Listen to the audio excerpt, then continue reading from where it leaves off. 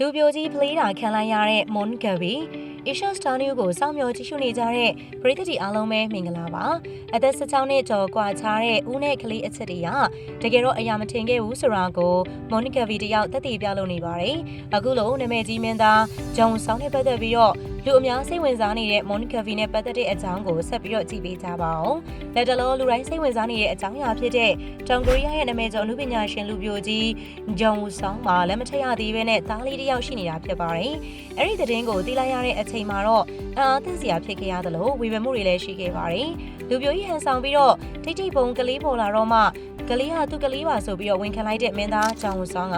မော်ရမာလီမွန်ကဗီတင်လိုက်တဲ့ပုံစံနဲ့စာအရှိကြီးတစ်ခုကြောင့်မထင်မှတ်တဲ့အကြောင်းအရာကစလာတာဖြစ်ပါတယ်။မော်ရမာလီကသူမနဲ့သားလေးပုံတင်ထားပေမဲ့ကလေးဖီနဲ့ပတ်သက်ပြီးတော့ဖွင့်ဟခြင်းမရှိတာက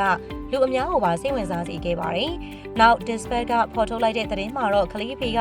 ဂျောင်ဆောင်ဖြစ်တယ်ဆိုတာပါပဲ။သူတို့နဲ့ဦးရဲ့ပတ်သက်မှုကိုကြည့်ရမယ်ဆိုရင်တော့2022ခုနှစ်ကလေးကနှိစက်ခဲ့ကြတာဖြစ်ပြီးတော့အမြဲတမ်းအဆက်အသွယ်ရှိနေခဲ့ကြတာဖြစ်ပါတယ်။ Mon Gavi က2023ခုနှစ်ဇွန်လမှာကိုဝင်ရှိနေပြီးတော့ဂျုံဆောင်အသိပေးခဲ့လို့ဆိုပါတယ်။အဲဒီနောက်မန်ရှလာမှာသူမကကလေးလေးကိုမွေးဖွားခဲ့ပြီးတော့တကူရဲပြုစုခဲ့ရပါ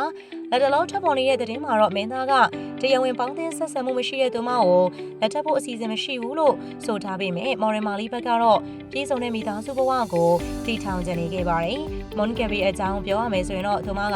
1989ခုနှစ်မှာမွေးဖွားခဲ့ပြီးတော့အခုဆိုရင်တော့အသက်35နှစ်အရွယ်ရှိလို့နေပြီဖြစ်ပါတယ်။အသက်52နှစ်အရွယ်ချောင်းဆောင်နေဆိုရင်တော့16နှစ်ငယ်တဲ့ဆက်စီကြတဲ့မော်ရမာလီဆိုလည်းမမားပါဘူး။သူမက2011ခုနှစ် Miss World Bikini ပြိုင်ပွဲမှာဆိုရင်တော့တရဖူရရှိခဲ့တဲ့ဘဝကိုမော်ဒယ်ဘဝနဲ့စတင်ခဲ့ရလေဖြစ်တယ်။သူမရဲ့ခန္ဓာကိုယ်အချိုးအစားအရှက်အမောင်းနဲ့ဆွဲဆောင်မှုရှိပြီးတော့တမုတ်ထူးခြားတဲ့အသားရည်ကြောင့်လည်းပရိသတ်အကြိုက်တွေးစေခဲ့ပါတယ်။အဲဒီနောက်2016ခုနှစ်မှာတော့သူမကအမျိုးမျိုးသော show တစ်ခုမှာပါဝင်ခဲ့ပြီးတော့သူမရဲ့တမျိုးချပုံစံနဲ့ထူးခြားတဲ့စံပြတဲ့အသွင်ပြင်ကြောင့်အာရုံစိုက်ခံခဲ့ရပါတယ်။ Mon Gavi က Onstein ဆိုတဲ့ TV အစီအစဉ်မှာ2019ခုနှစ်ကပါဝင်လာပြီးတော့ကပီးနယ်ပယ်ဘက်မှာပွဲဦးထွက်ခဲ့ပါတယ်။နောက်ပိုင်းမှာတော့သူမက Get It Beauty 2018ရဲ့ MC အဖြစ်ကိုအတိအမှတ်ပြုခံရပြီးတော့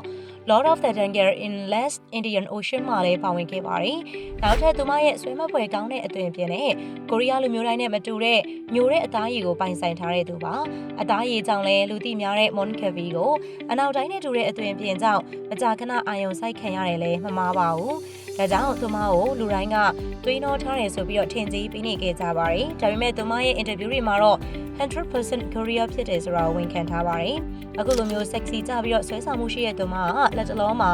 မိခင်ကောင်းတစ်ယောက်ပြီးပြီးတတ်ကလေးလေးကိုပြုစုဆောင်ရှောက်နေတဲ့အတွက်ကြောင့်ပရိသတ်တွေကချီးကျူးစကားဆိုထားပါတယ်။ဒါပေမဲ့ Mon Gavi ရဲ့သားလေးကိုမင်းသားက